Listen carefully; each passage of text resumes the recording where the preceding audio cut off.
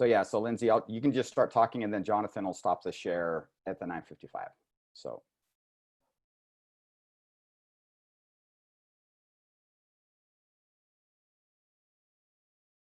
At 9:55, you want me to start? Yes. Gotcha. And then if you could stop your video until then as well.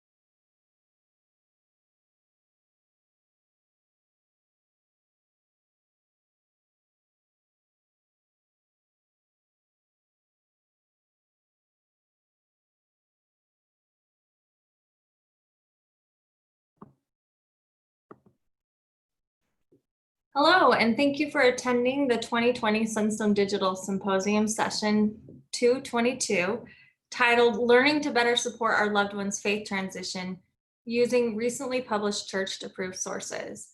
Just as a reminder, the audio from the session will be available for purchase after the fact at sunstone.org, and the video recording the session will be available in the Whova app for the remainder of 2020, which means you can come back and watch again. Just a few announcements before we get started into the presentation.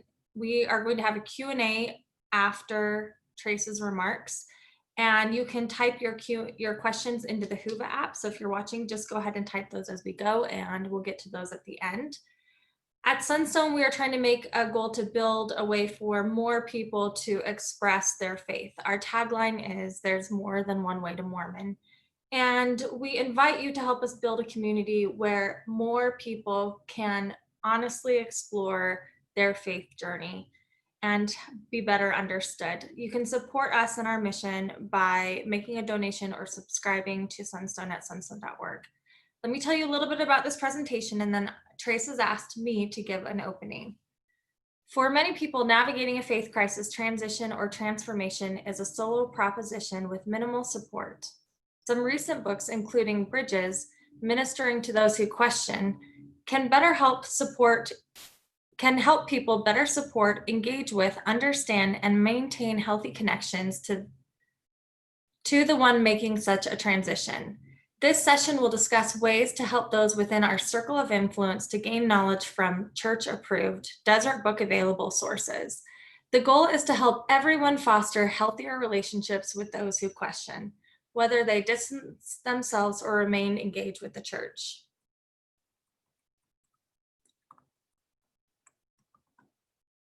I'm going to introduce Trace Rogers, our speaker. Trace was serving as the Elders Quorum president for 14 years ago, when he went from strong Orthodox conservative belief to atheist in just 2 days. He navigated back to a semi-belief in God and a significantly nuanced belief in the church. He continues to attend and actively participate with his beautiful wife of 26 years and 4 amazing children. He works hard to love and support everyone within his influence and hopes to allow everyone to be imperfect humans, striving for good, who are regularly messing up, sometimes to dire consequences along the way. And with that, I would like to just say a few words. For those who don't know me, my name is Lindsay Hanson-Park. I am the executive director of Sunstone, one of the people that helped organize this conference. So if you're watching, thank you for participating today and having faith in our message.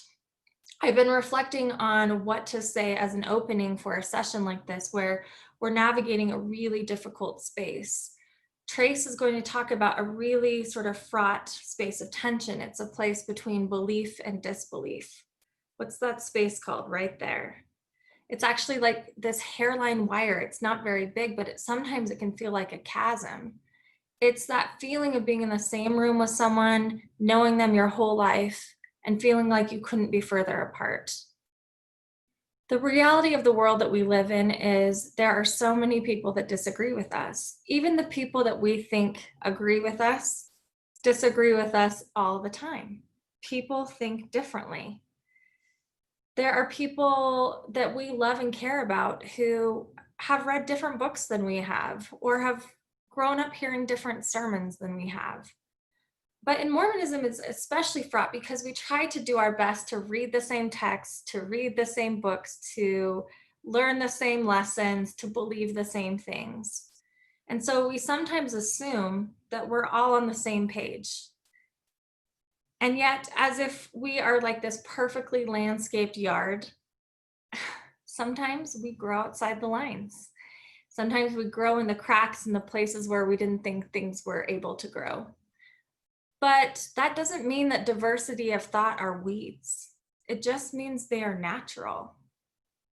Natural, organic things grow. That's what they do. And we live in a natural world, a fragile one, where cells grow and build on each other. Faith isn't unlike that, and it can become wild, like a forest.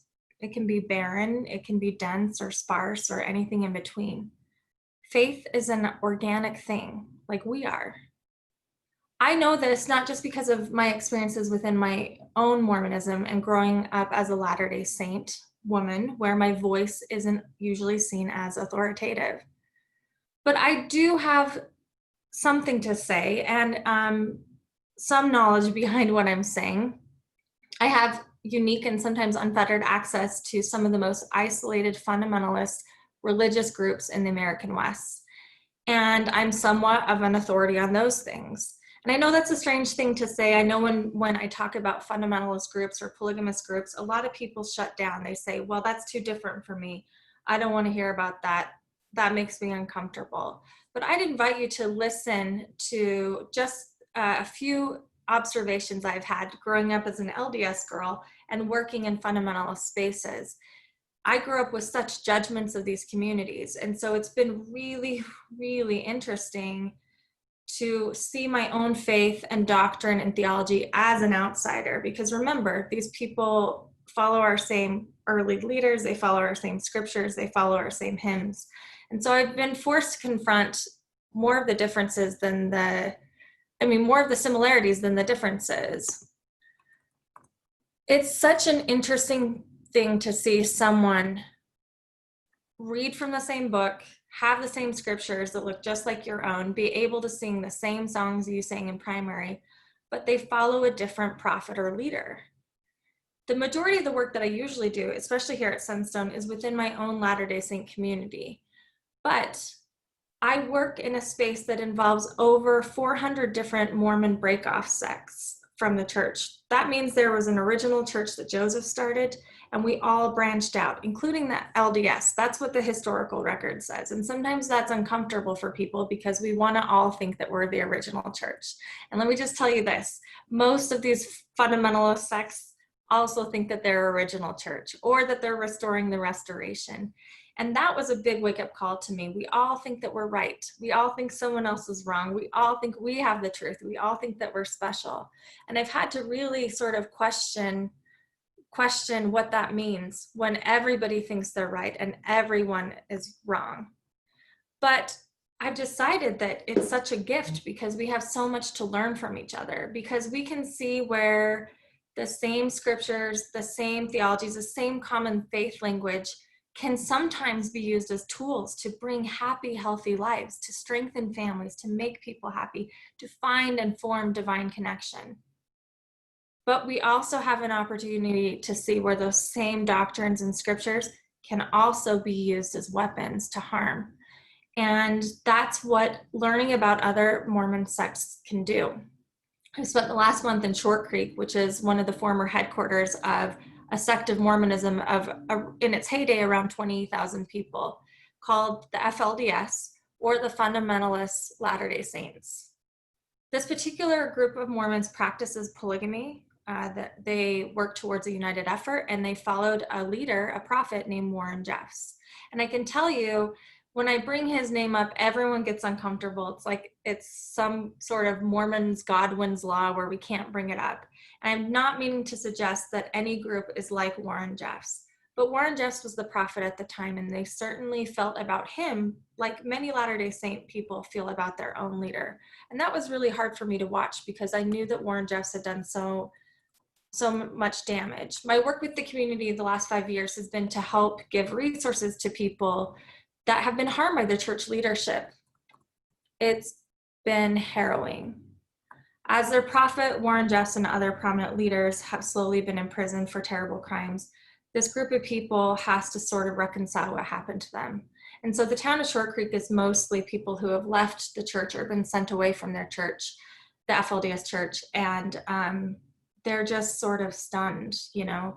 Everyone wants to talk about underage marriages and polygamy when they talk about the groups. That's what the news focuses on. That's what documentaries and reality TV shows focus on. But I need to tell you that my experience in that group, the most pernicious thing that has happened, the most awful, truly evil thing that has happened is the way that Warren Jeffs was able to use the doctrine and theology to separate families. He used priesthood to separate families, he used worthiness, and he used differences and loyalty to separate family. And I cannot begin to tell you the trauma that that has caused in terms of irreparable loss in relation to how Jeffs used Mormon doctrine to separate relationships. He split up men from their wives and children so that right now no one is with their original spouse, sibling, or parent. And I can't still articulate the damage that has been done. It has been the hardest burden to bear as I watch the fallout from this trauma. All of this was enacted in the name of God. Warren used the idea of proper authority, righteousness, and faith to separate relationships. Over and over, he asked people to draw lines in the sand that separated them from the world. He made a choice, God or the world. From outsiders, he separated them from their authentic selves, and it robbed them of relationships, from the richness of diversity, and from the gifts of curiosity. It caused trauma and pain, worlds without end. The damage done from these practices will last for generations. It's truly a cursed thing. That's why I have lost all tolerance for apostasy rhetoric. And what I mean is, Every Mormon group has some sort of apostasy rhetoric. We like to say who's in, who's out, who gets to believe what, who's good, who's bad. And I'm telling you, my work with the FLDS, the damage I've seen, the lives that are lost, I can't stomach it. I can't. There's no room for it. We don't have time for it. The suicide rate in the ex-FLDS community is nearly one person every other week. It's horrific. And I always thought that growing up, taking the Lord's name in vain was saying the G word, you know, OMG. That's how we took the Lord's name in vain. And I was so careful because I didn't want to take the Lord's name in vain. But now I think how silly that is, how we have this big, grand, omniscient God that can create the world. And he can hold things like, you know, mass rape in the Congo and war and torture and all of these things humans do to each other. And he's going to be offended when I say a word. What I realized is that's a distraction. A belief like that is a distraction, because using God to wound others truly is taking his name in vain, taking children from their mothers, forcing fathers to kick out their children so that their sons live in a shed in the middle of a winter in Wyoming. I've seen that happen many times. I could tell you stories that would make the hair stand on the back of your neck. He did that all in the name of God. When we separate people, when we separate relationships in the name of God, it is a sin. When we use God to harm others, we take his name in vain. Now, does our LDS tradition have such harsh apostasy rhetoric? Probably not always in practice, but sometimes it does in spirit. And that's hard to look at. This is where a lot of brains shut down and say, no, I'm not like that. Why is she saying that? We're not like that. We don't kick our families out. But that's not true. The work I've seen at Sunstone, it happens. It happens more than we'd like to admit. In fact, the homeless youth population in Utah are a majority of LGBT kids kicked out of their homes, their Mormon homes. Now it's getting better. People are working harder, but we are not the city of Enoch yet. We still have high depression rates, high drug use rates, high LGBT suicide rates. And yet we want to distance ourselves from people like the FLDS. We want to say, they're not like us. We're not like that. We're different. We're better. We use the same texts. We use the same doctrines. We use the same scriptures to justify this harm every time. So are we that different in this way? I think if we can humble ourselves, we can use their suffering, their intense, awful suffering as a mirror, as a cautionary tale. Do we allow faith to separate us in our relationships with our family and loved ones? That's a simple question. Do we do that? Do we let our faith scare us and separate us from diversity, from curiosity, from seeking out brilliance and good things in the world?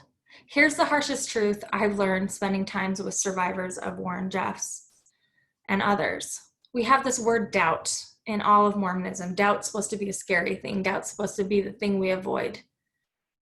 But doubt in the FLDS, the thing that they were taught to avoid the most, they tried to just dig that out of them. It was pure loyalty all the time.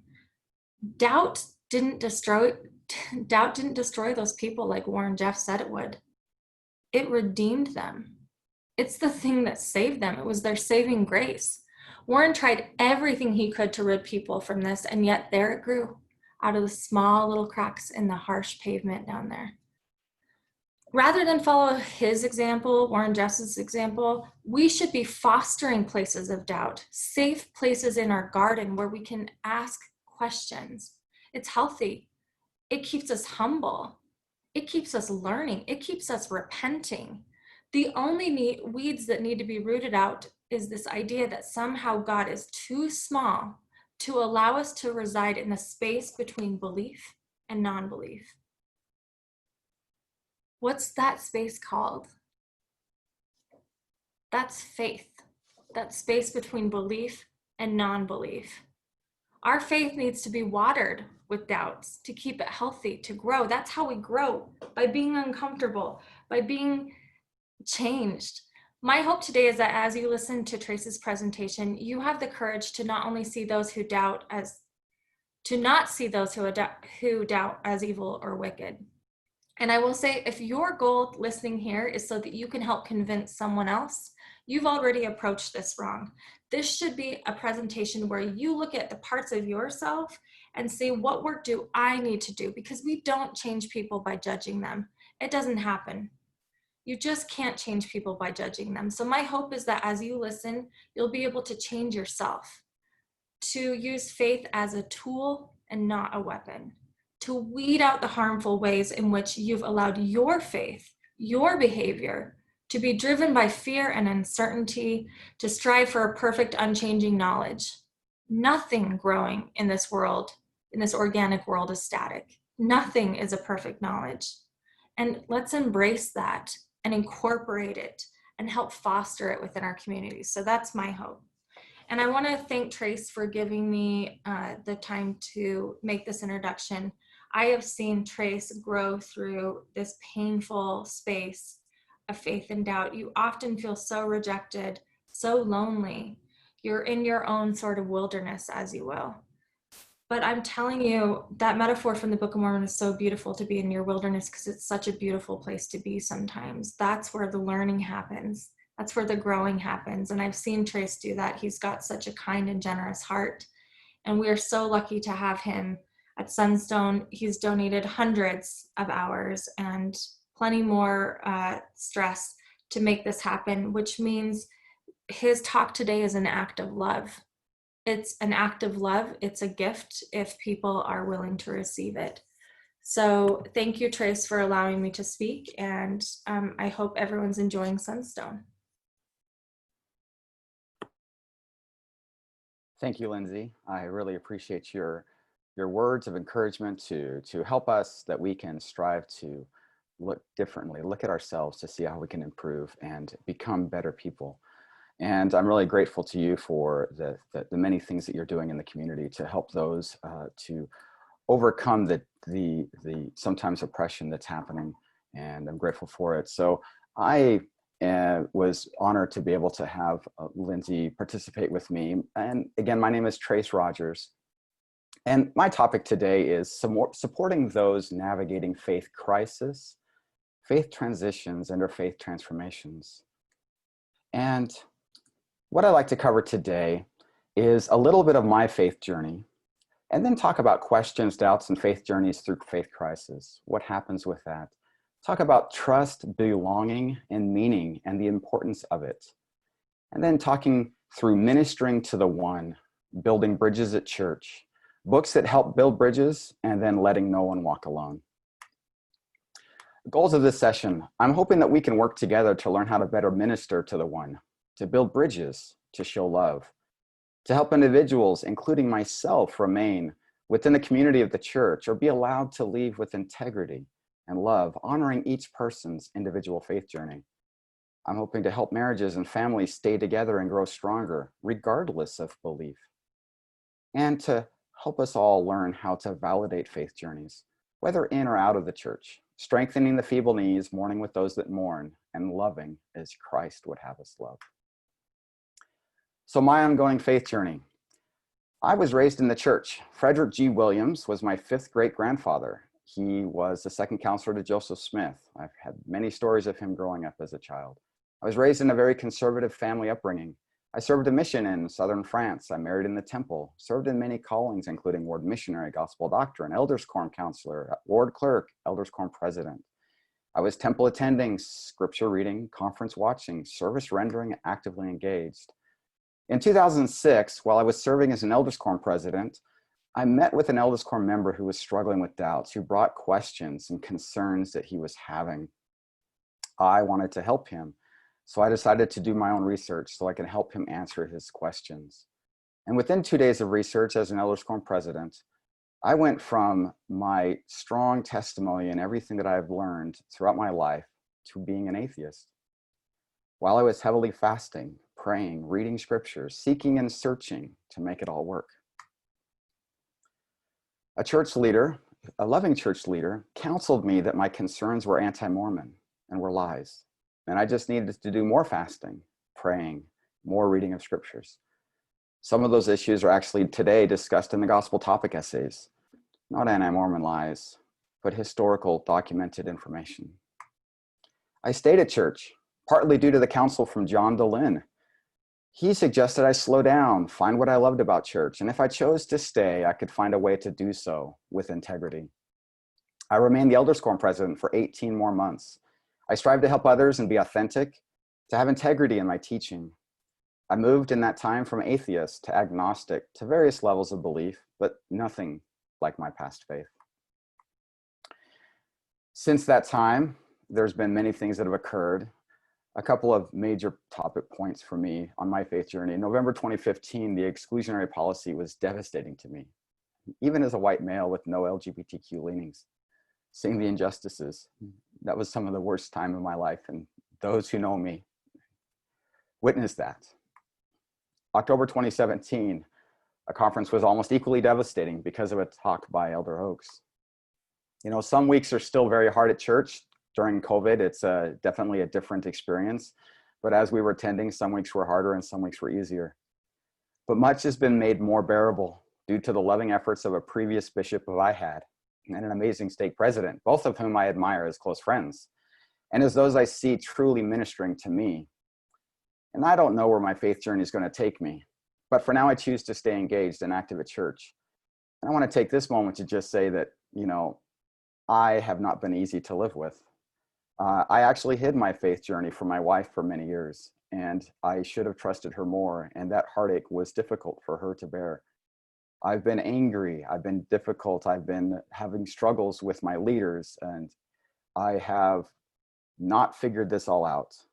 But some of the words I'm sharing today are things that I have learned that as I strive to follow them, I am better with those around me, regardless of what's happening. And as I'm saying here that I'm choosing to stay engaged in church, that is not the only journey.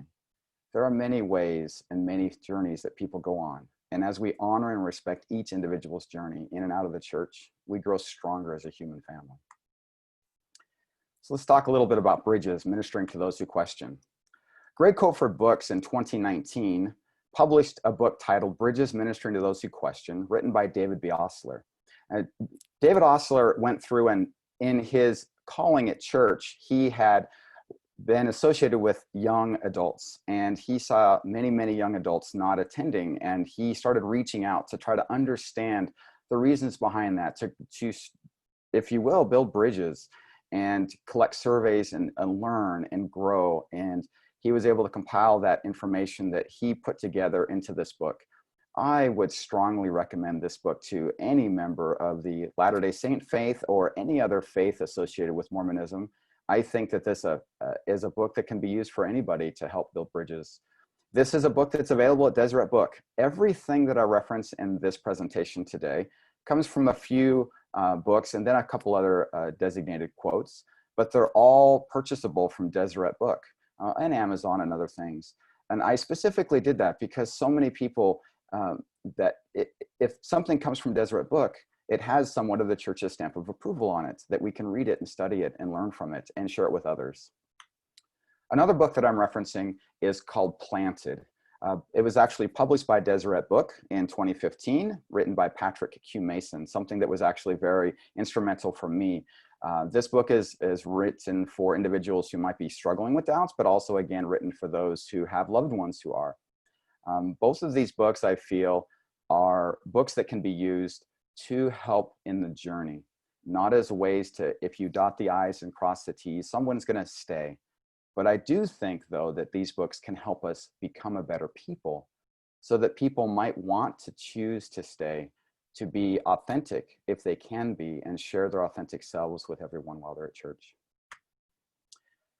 David B. Osler said, quote, "Bridges are meant to be crossed back and forth. While our efforts may seem in vain at times, building a bridge of compassion and understanding preserves our relationships and gives us a pathway for showing our love," end of quote. A year ago, when this book was published, I actually wrote a lengthy review on Amazon that's still there. And I've never quoted myself before, but I was rereading that in preparation for this presentation, and I thought I would share this of what I wrote a year ago. Quote, "I honor those individuals who choose to take their journeys beyond the walls of church. Simultaneously, I wish there were more who felt safe enough and lived in congregations inclusive enough to stay with integrity and authenticity.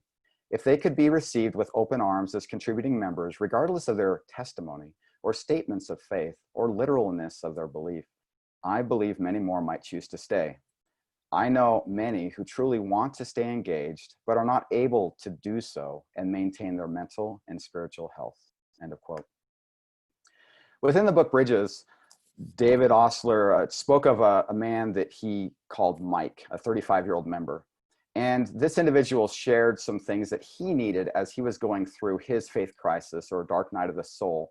And this strongly resonated with me.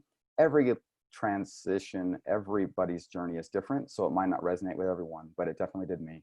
Quote, when I was in the dark night of the soul, there are a few things that could have really helped me. I needed someone to just listen. And then after listening, let me know and help me really believe that they trusted me and loved me, no matter what conclusion I came to. I needed someone to show me that it was love that was the strongest and largest cord that bound us together, not our common belief in the church. I needed someone to not only listen, but to encourage me to seek answers, to say, great, I don't know where this journey will take you, and it's your own journey. But whatever conclusion you come to, I will absolutely respect you. And if you want someone to walk with for a while on your journey, call me. I'm there for you. I needed someone to let me know that they have never experienced what I'm experiencing, and so they would never pass judgment. End of quote. Patrick Hugh Mason in the book Planted said, quote, perhaps the most important thing we can do in the face of our current challenges is to make the church a more welcoming place for those who struggle, creating the condition in which they can feel comfortable while they work through questions and doubts in the midst of the body of Christ, rather than feeling excluded from it. A more embracing Mormonism may thus be the most important factor in helping people be more fully embrace Mormonism, end of quote. And I think this is so important, that this welcoming, this mechanism to allow people to be where they are. And as Lindsay talked about, the space where we might think everyone's in the same space and reading from the same scripts, but they might be in different places. And as we honor that, it allows people to be more authentic and share where they are. So let's talk about a little about questions, doubts, and faith journeys through faith crisis. You know, growing up in the church, there are many instances where we are taught to continue study, to continue reading, to continue thinking, to do those things that we want to continue growing. And Lindsay at the Smith Pettit lecture, she actually quoted for this same quote. I found it several months ago and put it here.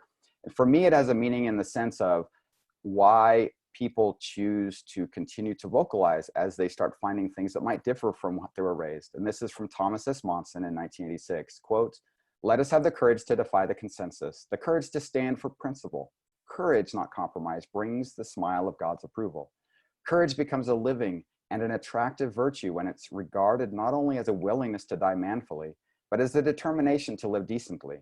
A moral coward is one who is afraid to do what he thinks is right because others will disapprove or laugh. Remember that all men have their fears, but those who face their fears with dignity have courage as well.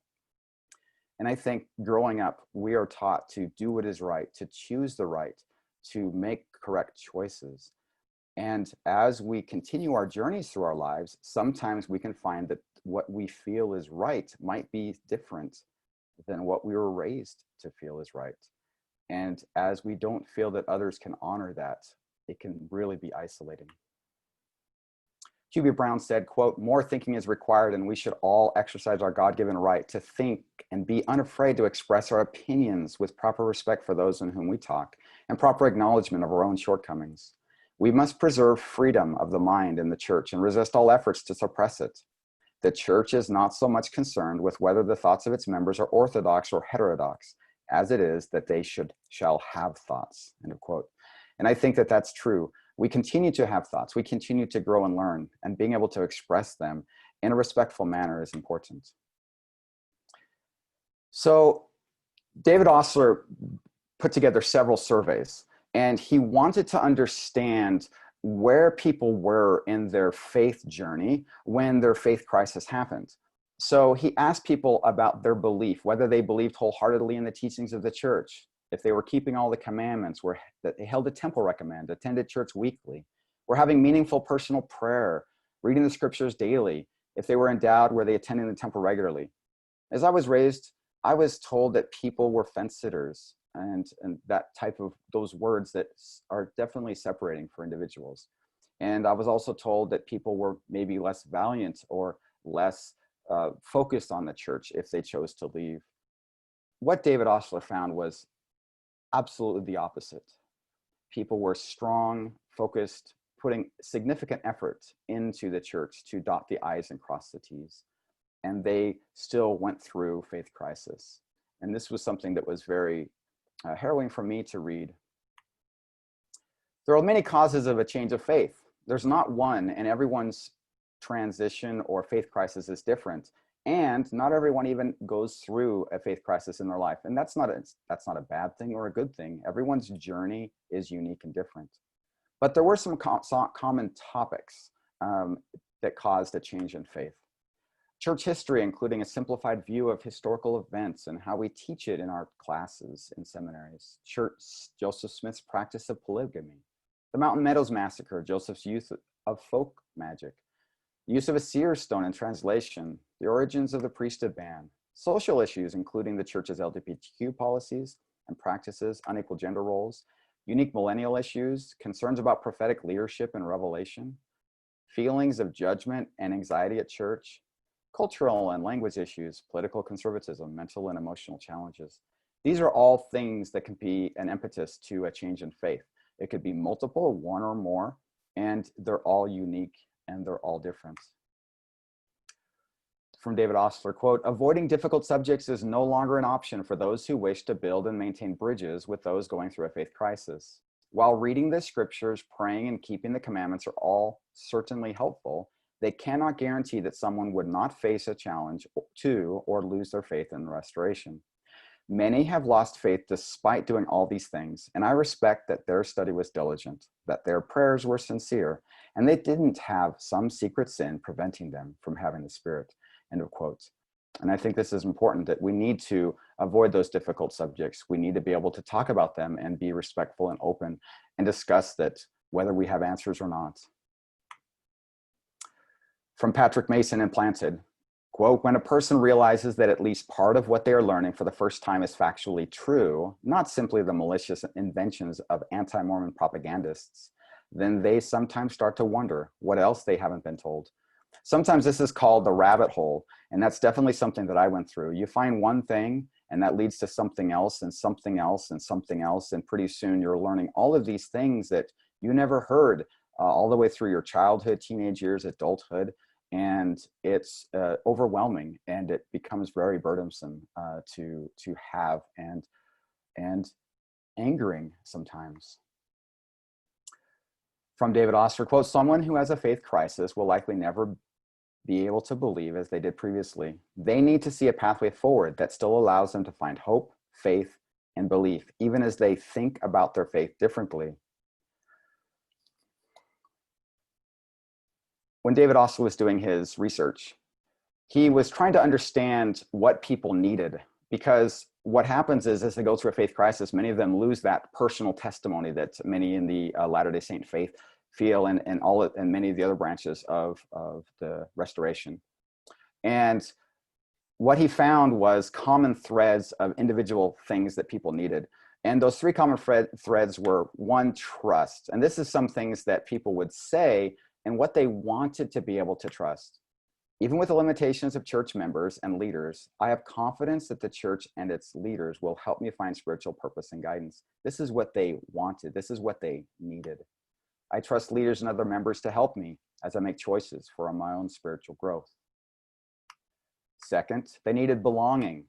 "My ward accepts my authentic self and supports me as I develop my own spirituality and relationship to God." This is what they needed, not necessarily what they found. "I feel like I belong, and I feel love, acceptance, and support, even with my differences." Thirdly, they needed meaning and relevance. "I feel spiritually lifted when I think of church doctrines and participate in church." This is what they needed.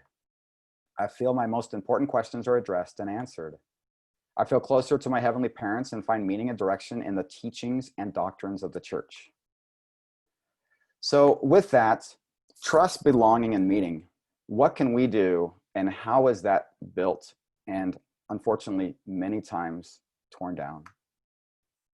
David Osler, quote, "It's not always apparent when someone has questions or doubts. From the outside, a person may appear to be fully believing member of the church, when in reality they are struggling with their testimony or desire to participate. The person may be unwilling to trust others with their questions, doubts, and true beliefs," end of quote. Also, for leaders, quote, "If a leader chooses to ignore or dismiss other points of view, they will lose the trust of those they are called to serve. Leaders carry tremendous power to permit temple attendance, to label someone as worthy, and to accept and call members to lead or teach. When they are not cautious about that power, they can inadvertently harm, offend, and lose the trust of others," end of quote. And I do believe that the vast majority of leaders are doing everything that they can to do their best. And we definitely deserve to give them grace for that. And also at the same time, we can do more to try to focus on allowing other points of view.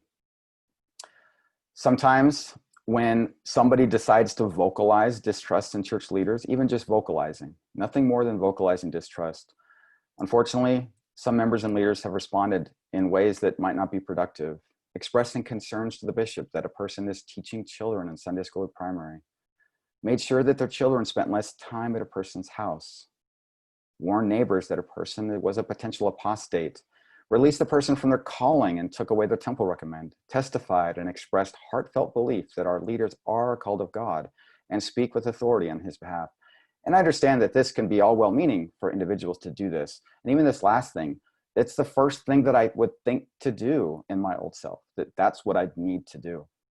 But in realizing that the experience of the individual you're talking to, they're needing support and not striving to change their thoughts. They need that support so that they can make their own decisions for themselves and see that we love and respect them. Quote, "If we can't be trusted to be kind and understanding members who question will not open to us. If they feel they cannot confide in us, they will suffer from feeling alone at church. They may work things out on their own or in a community that will understand them. If they can't trust us, I believe that most will end up leaving completely," end of quote from David Osler. Patrick Q. Mason, "Honest doubt is not just a phase like teenage acne or disco, nor is doubt itself necessarily a tragedy. It can become a tragedy when someone's faith crisis is precipitated or deepened because they cannot find an open, candid, and supportive place to work through their sincere questions," end of quote. And Lindsay spoke about this in her introduction about doubt and how doubt is actually something that helps us grow. Our restoration movement started because Joseph Smith had doubts and he was seeking answers to questions. I attended Bob Reese had a Why I Continue to Stay session 2 days ago. And he talked about how doubt helps us grow. Doubt helps us find answers. Doubt is a great thing.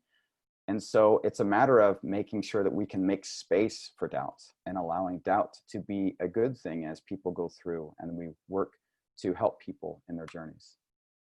So how can we build trust? Listen, listen, and listen, and listen some more. Don't rebuke, testify, or try to explain away individuals' concerns. Ask questions that seek to understand their concerns. Don't assume their concerns are the result of sin, laziness, or some other fault. Just accept that their concerns are real to them.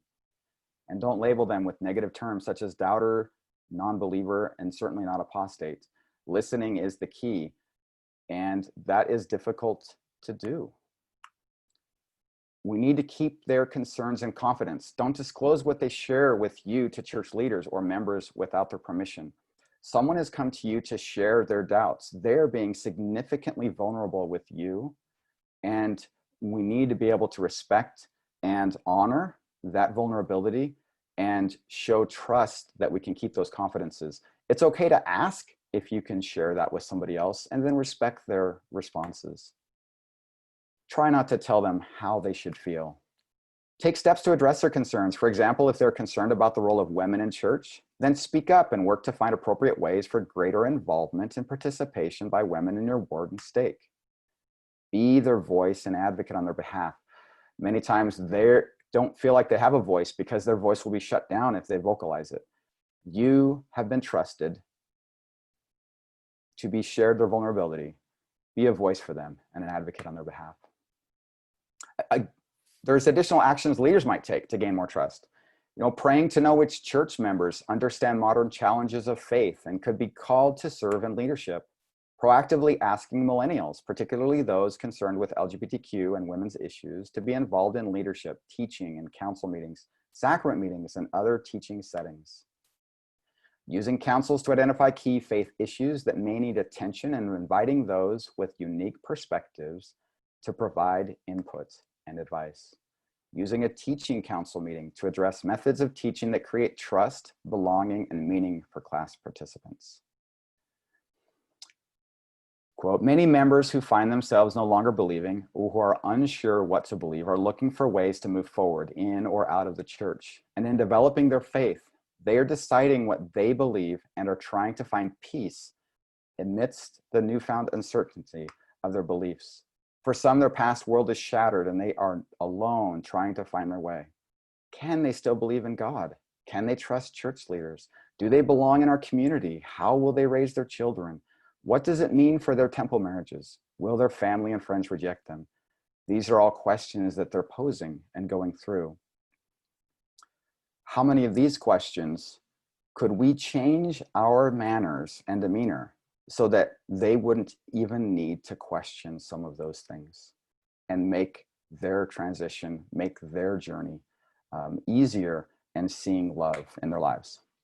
Belonging to church. So David Ostler also wanted to understand those going through faith crisis, how well they felt about church and their experiences with church. He asked questions like, I feel like I belong in my ward. I feel like I belong in the church. I can be authentic with my ward about the major issues in my life. My ward accepts me as I am. My personal differences divide me from others at church. You might be understanding that 67% didn't feel, and this is a survey that was surveyed numerous individuals over a period of time. 67% didn't feel like they belonged in their ward. 80% didn't feel like they belonged in the church. 2/3 didn't feel like they could be authentic in their ward. It was neutral on whether they even felt their ward accepted them as they were. 88% felt like their personal differences divided them from others at church. But this last one, I want to belong to the church community if I can be who I am. 89% wanted to belong.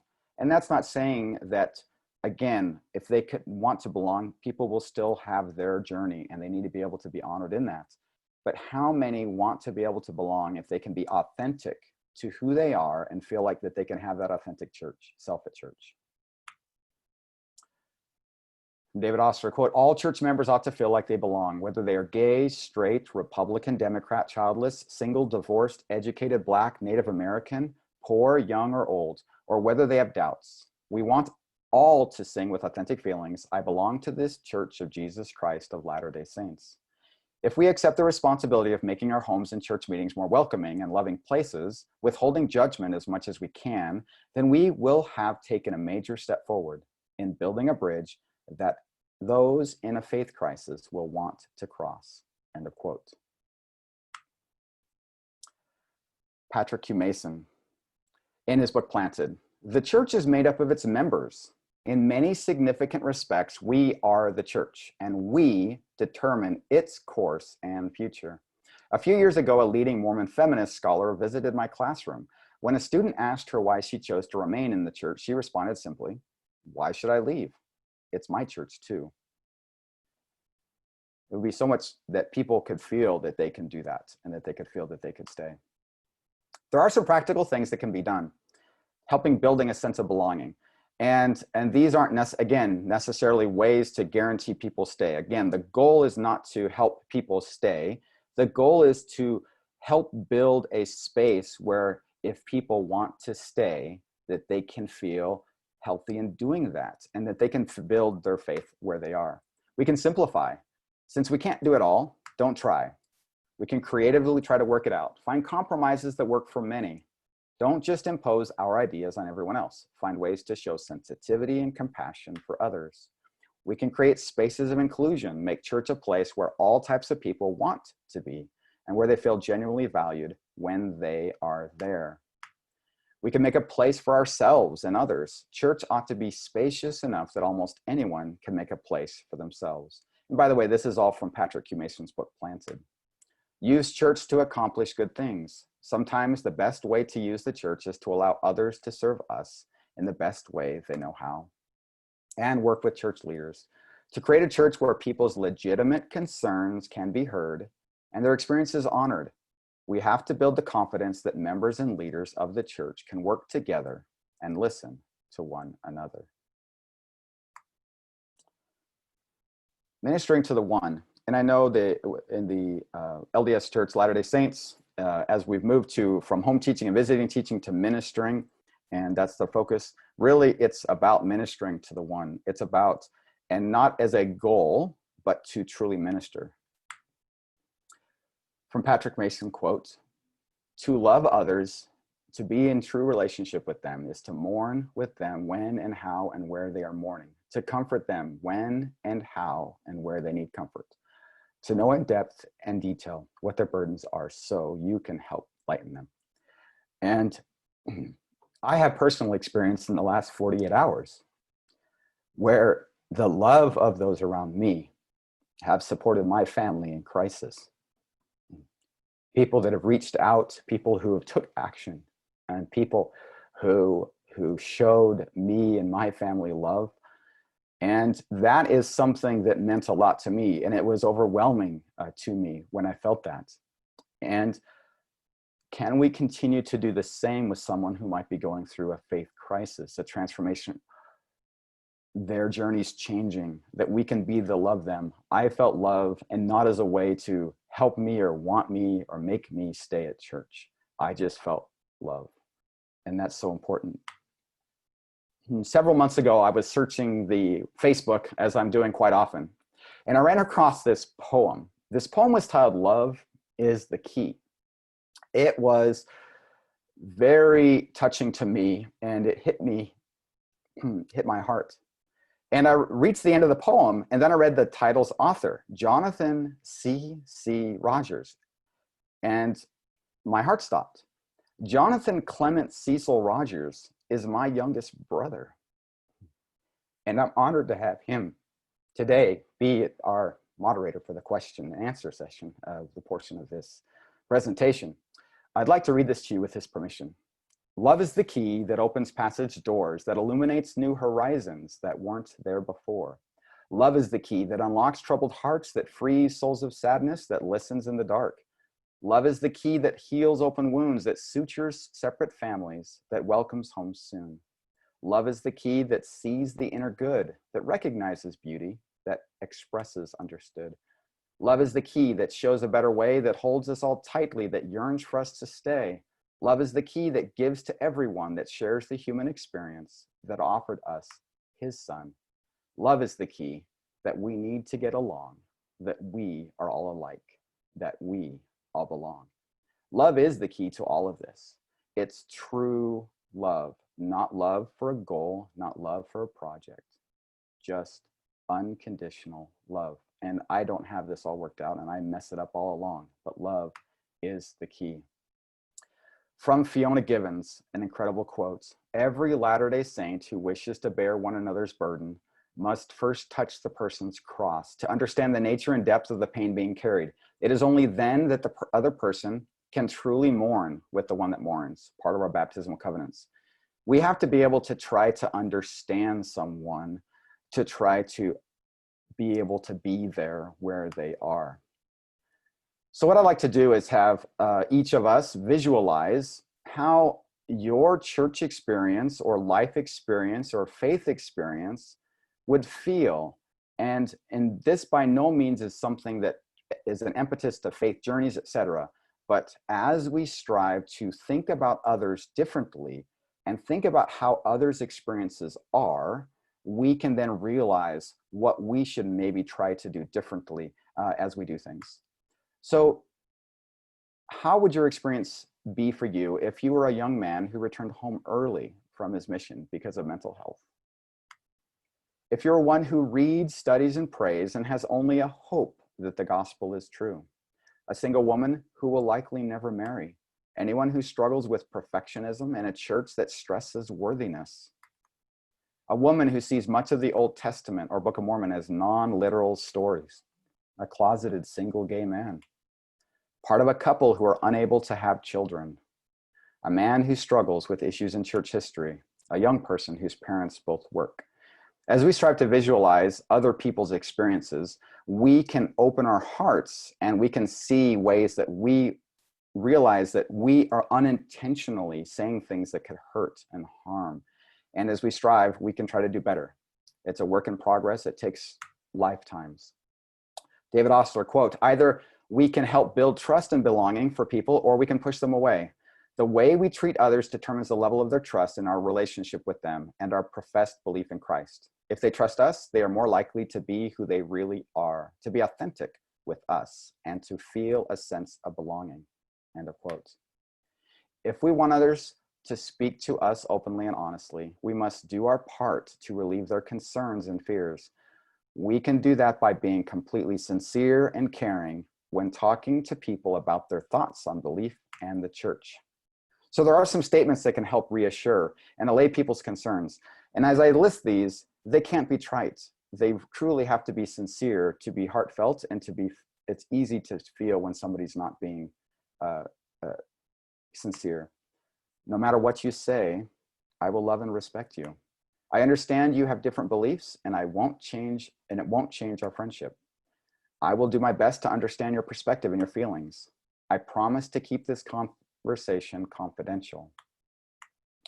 I will just listen. I won't preach, give advice, or tell you that you are wrong. Tell me why you are concerned about telling me about your beliefs. Even if you hold different beliefs than I do, I know you are a good person. I love you. The one that touches the most. Listening means that we see people as they are. We recognize and respect their right and position to hold opinions and beliefs that are different than ours. From David Ostler. How do we avoid alienating behaviors? There are so many things that we've done, even inadvertently, that are very alienating as people go through their journeys of faith. As we strive to formulate a response instead of listening, and I do this often, and this is something I'm continuing to work on. If you're thinking about a response to someone, then you're not listening to them. Listen instead of trying to formulate a response. Preaching and giving unwanted advice, turning the conversation to ourselves, judging, choosing offense, tares to separate ourselves, the tares and the wheat, a story that's often told. Tares tear down people, wheat builds and grows.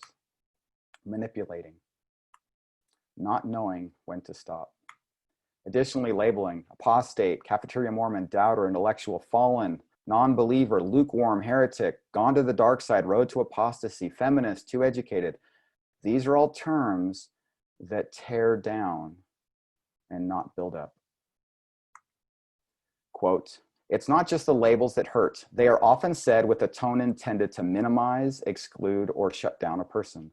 Labeling someone sends a message to them and to others to behave and believe in a certain way, or else they too will be labeled, categorized, and judged." End of quote from David Ostler. So how can we create a loving relationship? We can express empathy, building positivity, and validating. Ministering may start with listening, but to be truly effective, it must move further and include support, comfort, and mourning, and love. In short, empathy.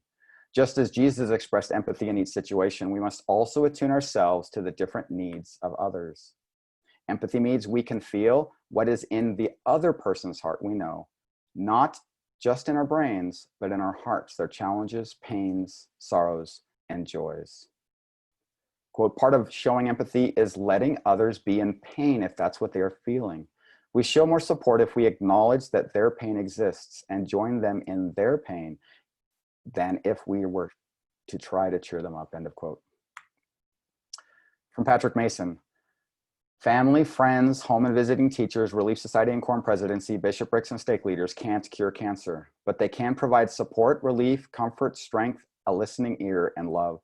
Most people with honest questions and struggles, which to be clear are not a form of cancer, want and need no more, no less. End of quote. Building positivity. All successful relationships are based on a foundation of positivity. Even in moments of conflict or disagreement, we can find ways to be positive. We need to make the foundation of our relationship positive and make sure negative interactions don't define how we relate to one another. Quote, with awareness, we can almost always find positive ways to relate to those who are undergoing faith transition.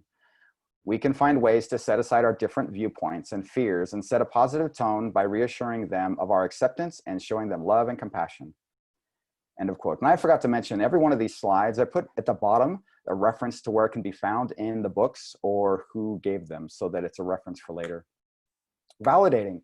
Validating is showing others, both during and after listening, that we accept and respect them and their feelings and experiences.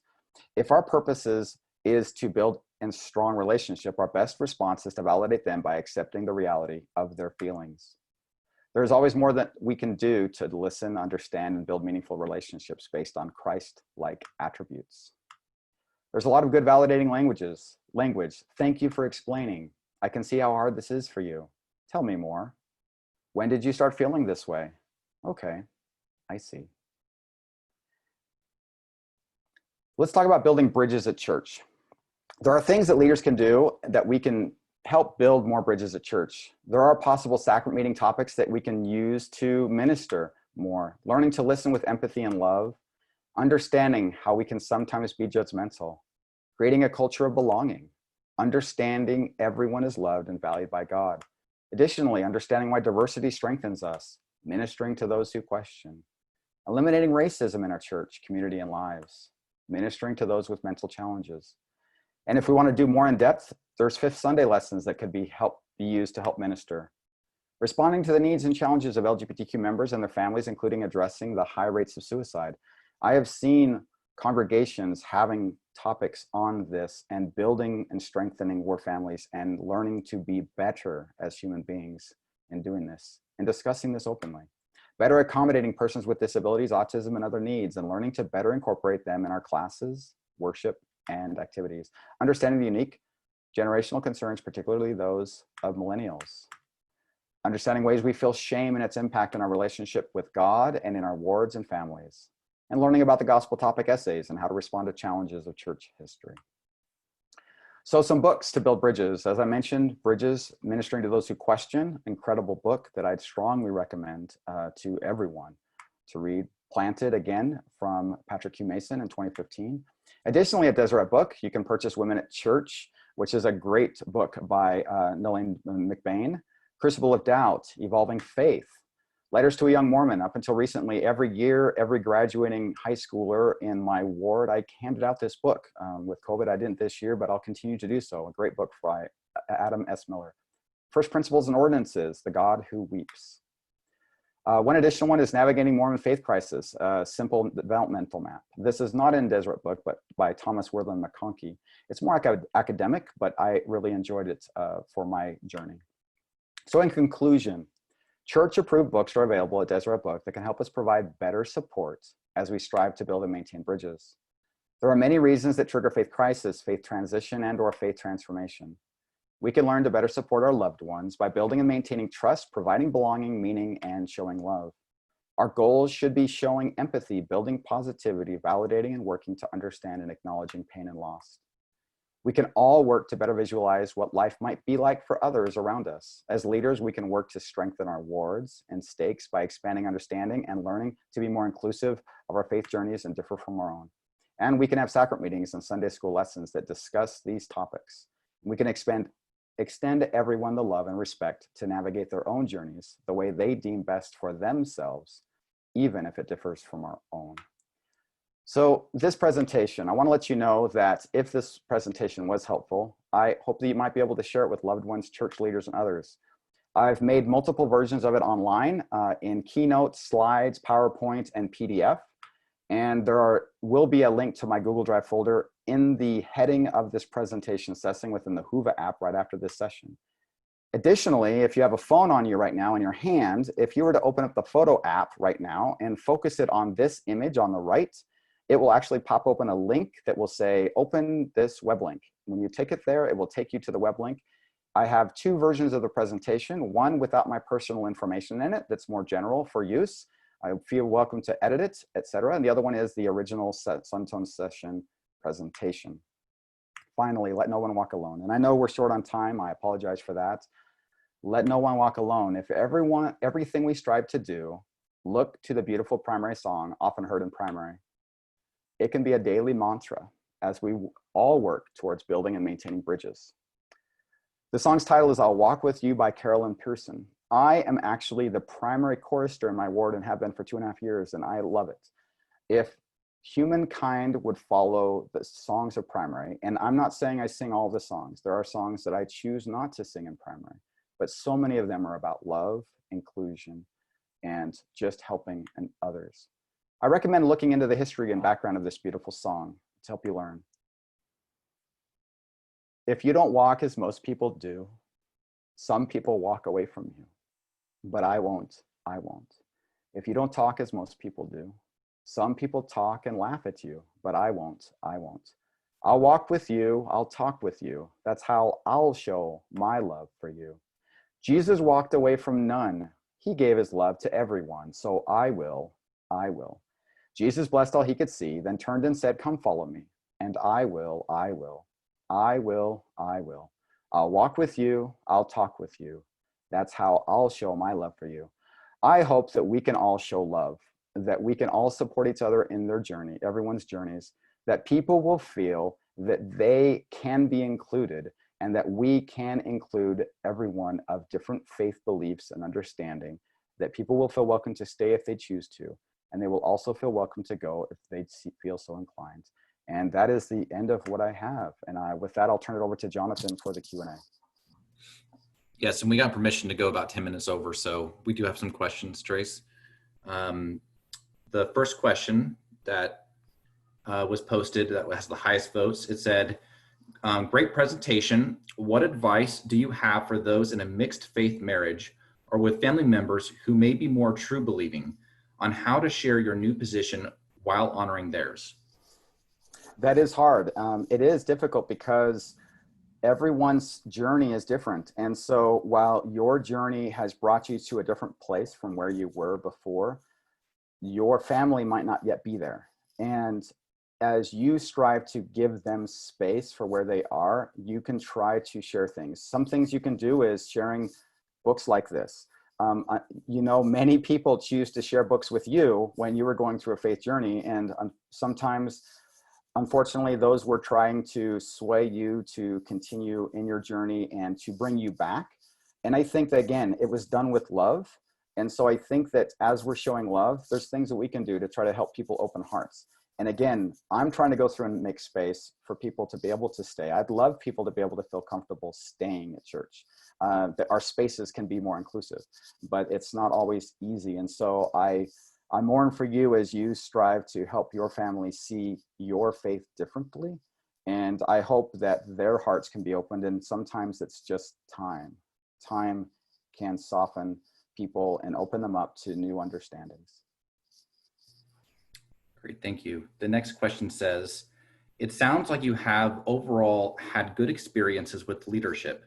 Knowing that this will vary, leadership roulette, how do you suggest people approach uploading it all on a bishop? Caution. Yes, that is hard.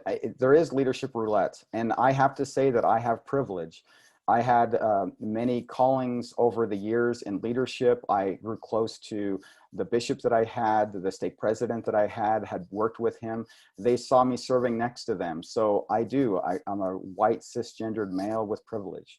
And I realize that so many people don't have that privilege and that they can be looked at as the outsider or the black sheep almost immediately. I think, honestly, I still come back to sharing books like this. If you can share a book from Deseret Book and say, hey, this is a great book that helped me and it might be helpful to you in understanding.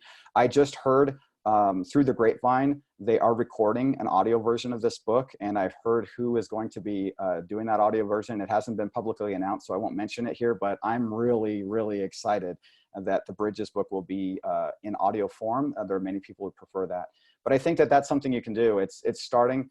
And you do have to, unfortunately, be cautious. Sometimes you can share, and you can even just vocalize your distrust in a leader because of where you are, and that can be detrimental to your ability to stay. And I'm sorry for that. And I wish the church were better, that we can be better as a people. And, but yeah, trying to do small things and then hoping that they can honor you where you are. The next question is, hi Trace, nice presentation and summary of Bridges and Planted. Do you think these messages regarding unbelievers who stay are shared with church leaders? Do leaders currently preach these messages at General Conference? Or are they leaving these messages on the shelves of Deseret Books? In which case, most members will never get any of this advice. That is so true. And sorry, I'm an emotional guy anyways, to ask anybody around me, but I wish more than anything that this type of topic could be taught in General Conference, that this topic could be the focus of things moving forward. And I've started looking at history of Deseret Book and how things have changed. And I've found, and I know, unfortunately, the church moves slower than we would want. But I've found that as things start getting into Deseret Book, over the years, those topics start swaying into General Conference, and they start getting into lessons. But you're right, the piece ends up being is sharing books like this becomes a ground level effort, trying to go through. And a good man once said that prophecy is a top-down effort as well as a bottom-up effort. And I think that doing things bottom-up, you're right, until it's being shared from the top down, it's hard and it's difficult because other words are said sometimes that are very hurtful to me and many others. But I do think that we can make changes, and it is difficult. Trace, I hope you don't mind if I add one thing to this. So this did actually happen for me personally and also for Trace, where our father actually read Bridges because his Elders Quorum presidency got the book, and all of them read it and encouraged their Elders Quorum to read it. And our father read it. And I can't tell you the transformation that he has gone through over the last year, becoming more loving. He's been validating. He's been having empathy. It's been huge. So this question is very personal for me because I've seen that in my own father that I never thought I would see. So I just wanted to add that. Thank you, Jonathan. Any other questions? We have about 2 more minutes. I think they said we can go over about 10 minutes. So the next question is, I think doubt is best handled at the ward level, but what would you like to see happen at the top in official capacity? This is kind of similar to what you just said, but I don't know if you want to add anything. I definitely, I mean, I can't dictate to church leaders what they should do, but then at the same time, somebody's asking me to go through and say, I think the more we can share, and there have been some talks about openness that, come back, there's a space for you. And those have been far and fleeting. I think the more we can do to go through and share, I would love it to see in a church talk where it was said, never send your children out of your home because they choose not to believe, or they might be LGBTQ. That is something that's non-Christ-like. I would love it to be said that we have a space for you. We want you to be able to be authentic, and it's okay if you don't believe the tenets of the church, that you can stay, and we are going to train our leaders to do better. Those are things that are going to continue happening, but it would be wonderful to be able to hear that, because you're right, when it's heard in the pulpit in General Conference is when it makes the most difference to start swaying the minds of the members of the church. All right, this might be the last question. Okay, does it seem that in some church-approved writings on this topic, the constant message is never give up and only happy outcome is return to church? Thinking of recent articles. Not exactly a question, but kind of a comment. Yeah, no, that's true. And that's the piece that I'm trying to say is different. And I understand the pastoral mechanism for leaders of the church is striving to help members find a way back, right? It's the lost sheep the story where I'm seeking the lost sheep. And, the shepherd found the sheep and put it on the shepherd's shoulder. The shepherd was helping the sheep. And I love the phrase, not all who wander are lost. And I do think that you are correct, that it is talked many times that happiness can only be found in church.